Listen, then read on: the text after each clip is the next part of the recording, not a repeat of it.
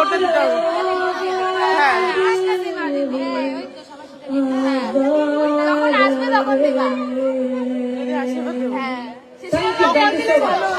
ওই যে ওইদিকে সবাই যেমন দেখছিল। আপনারা মিমি চক্রবর্তীকে দেখলেন, অবশ্যই এখন রাত্রি 12টা বেজে গেছে, এখন মিমি চক্রবর্তী প্রোগ্রাম এখানেই শেষ। ওকে, সবাই খুশি তো? হ্যাঁ, প্রোগ্রাম হবে। চক্রবর্তী এক্সপ্রেশনটা দেখুন। ওকে, একই না নারায়ণ বাবু। Thank you so much. Mimi চক্রবর্তীকে হেনস্থার অভিযোগে অভিযুক্ত তনয় শাস্ত্রী গ্রেপ্তার। পুলিশকে তুমুল বাধা অভিযুক্তের অনুগামীদের। ঘটনাকে কেন্দ্র করে উত্তেজনা বনগায়। আর কি চলল দিনভর দেখুন।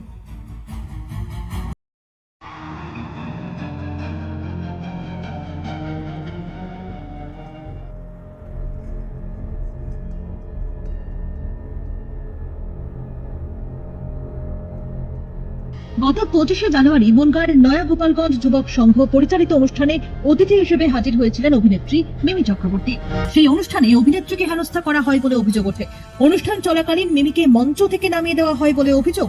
অভিনেত্রীর দাবি, অনুষ্ঠান চলাকালীন ক্লাবের কর্মকর্তা তনয় শাস্ত্রী স্টেজে উঠে তার গান বন্ধ করে দেন। এরপর তাকে স্টেজ থেকে নেমে যেতে বলেন। ঘটনায় অপমানিত বোধ করেন অভিনেত্রী।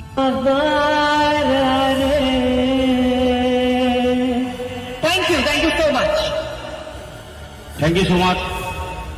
আপনারা মিমি চক্রবর্তীকে দেখলেন, অবশ্যই এখন রাত্রি 12টা বেজে গেছে, এখন মিমি চক্রবর্তী প্রোগ্রাম এখানেই শেষ। ওকে, সবাই খুশি তো? হ্যাঁ, প্রোগ্রাম হবে, আর্টিস্ট আছে। ওকে, একই না Narayan babu. Yes, thank you so much Mimi. ওকে,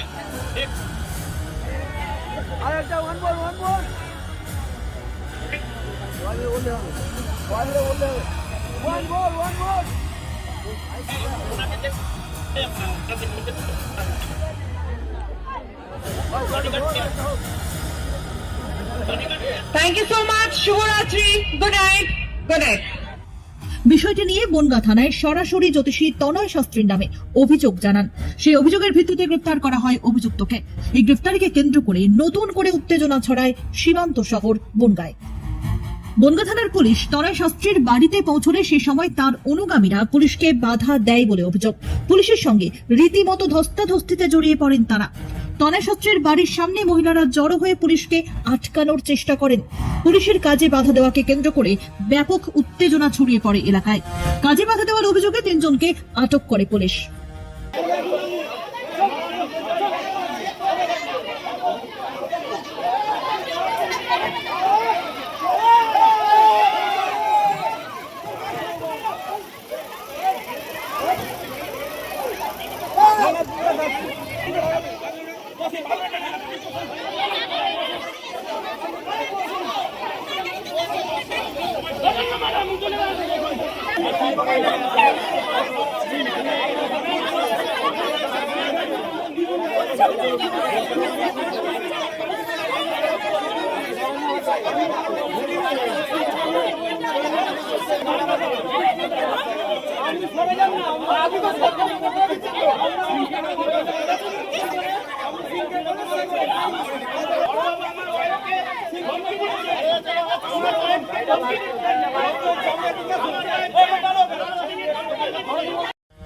এলাকাবাসীর দাবি, অভিনেত্রী মিমি চক্রবর্তীকে কোনো ধরনের হেনস্থা করা হয়নি। রাত 12টা পর্যন্ত অনুষ্ঠান করার অনুমতি ছিল।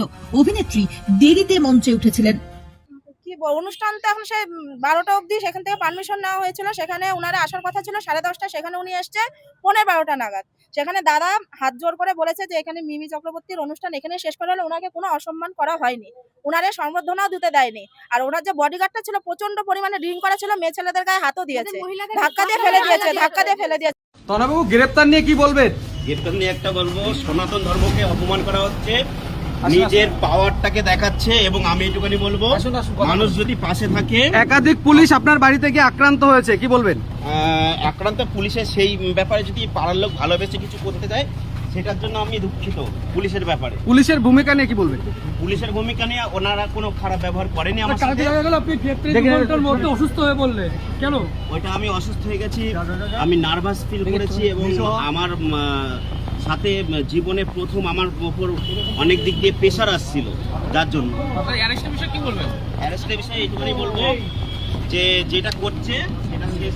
এদিকে তাকাও। যদিও অনুষ্ঠানে দেরিতে যাওয়ার অভিযোগ মিথ্যা বলেই দাবি করেছেন মিমি। অভিনেত্রীর কথায়, আমি কেরিয়ার শুরু করেছি প্রায় 2010-এর আগে থেকে। ইন্ডাস্ট্রিতে কেউ কখনো বলতে পারবে না যে আমি 5 মিনিট দেরি করে এসেছি, বরং 10 মিনিট 15 মিনিট আগে ঢুকে যাই প্রত্যেকটা জায়গায়। সম্পূর্ণ মিথ্যা প্রচার করা হচ্ছে। মিডিয়া ট্রায়ালসটা এত বেশি হয়ে গেছে চারদিকে যে লোকে ভাবে যে সেলিব্রিটি মানেই খারাপ, সেলিব্রিটি মানেই একজন পাবলিক প্ল্যাটফর্মে আছে, তাকে নিয়ে যা কিছু বলা যায়। আমি মাথা নিচু করে মেনে নেব যদি আমি কোনো ভুল করেছি, আমি হাত জোর করে ক্ষমা চাইবো যদি কোনো ভুল করে থাকি। কিন্তু যদি ভুল না করে থাকি তাহলে আমি একটা কথা বলেছিলাম, এই শেষ যদি আমি দেখতে চেয়েছিলাম, আর এটা শুধু তার শুরু। আর মিথ্যে বারবার বারবার বারবার করে বললে সেটা টিআরপি হতে পারে, সেটা কোনোদিন সত্য হয় না। আর আজকে আমি নিজের জন্য দাঁড়াইনি, আর আমি আজকে একটা গ্রাম থেকে উঠে এসেছি, তো সো আমি আজকে 15 বছর 2010 ধরো, 2009 থেকে কাজ শুরু করেছি, 2010 ধরে নি, আজকে 2026-এ দাঁড়িয়ে আছে। একটা লোক ইন্ডাস্ট্রি, তোমরা আমাকে এত বছর ধরে দেখছো, একটা লোক ইন্ডাস্ট্রির এটা বলতে পারবে না মিমি চক্রবর্তী কোথাও 5 মিনিট লেটে এসছে। কোনো ডিরেক্টর বলতে পারবে না, কোনো প্রোগ্রামে কোনো অর্গানাইজার বলতে পারবে না, কোনো this is not my first program. আজকে আমি আমার অপমান নিয়ে প্রশ্ন উঠিয়েছি বলে সেই জিনিসটা ডাইভার্ট হয়ে এমন একটা জায়গায় গেছে যাতে সেলিব্রিটিকে অ্যাকিউজ করা হয় যে আমি লেটে এসছি। কারণ কি এটাই লোকে খাবে, কারণ কি লোকে জানে যে সেলিব্রিটিরা হয়তো লেট করে, কিন্তু লোকে এটা, আমি এটার কোনো এক্সপ্লেনেশন দেব না, কিন্তু আমি এটাই বারবার আবার বলবো, মিথ্যে কথা কে বারবার বললে সত্যি হয়ে যায় না। পুলিশ কেসটা দেখছে এবং বাকিটা কোর্ট দেখবে, এবং সত্যর জয় সারা জীবন হয়েছে, হবেও। আর আমার ভয়েস কেউ নিচে করতে পারেনি আজ অব্দি, পারবে না। আমি ভয় পাই না, আমি যেটাকে ভয় পাই সেটা হলো আমার কর্ম। আর এই ক্ষেত্রে আমার কর্ম এতটাই স্বচ্ছ যে আমি মাথা উঠিয়ে আই উইল উইন। অন্যদিকে গ্রেপ্তারের পরই অসুস্থ হয়ে পড়েন তনয় শাস্ত্রী। বৃহস্পতিবার সন্ধ্যায় তাকে বনগাঁ হাসপাতালে ভর্তি করা হয়। হাসপাতালের বেডেও সব মেজাজে দেখা যায় অনুষ্ঠানের মূল উদ্যোক্তা ধৃত জ্যোতিষী তনয় শাস্ত্রীকে। শুধু তাই নয়, মিমিকে ছাড়বেন না বলেও হুঙ্কার দেন তিনি। ধর্ম মানে সনাতন ধর্মকে নিয়ে ওর ছেলে খেলা করছে, এবং মিমি চক্রবর্তীকে আমি বলে দিচ্ছি এইটার আমি শেষ দেখে ছাড়বো। আর এরপর যদি ও ভাষায়, ওইটা ওর পাওয়ার দিয়ে ইউজ করছে, ওর তাহলে পাওয়ার দিয়ে নিজের পাওয়ারটাকে ইউজ করছে। আমি কোর্টে যাচ্ছি, বলো সবাই সাথে থাকবেন, আমি আছি অবশ্যই। আমিও বলছি যে মিমি যেমন বলেছে শেষ দেখে ছাড়বো, সবে শুরু, মিমিকেও আমি বলছি আমিও এর শেষ দেখে ছাড়বো। যদিও এই হুমকিকে বিশেষ গুরুত্ব দিতে নারাজ অভিনেত্রী। আরো লেটেস্ট খবরের আপডেট পেতে ফলো করুন রাতদিন.in।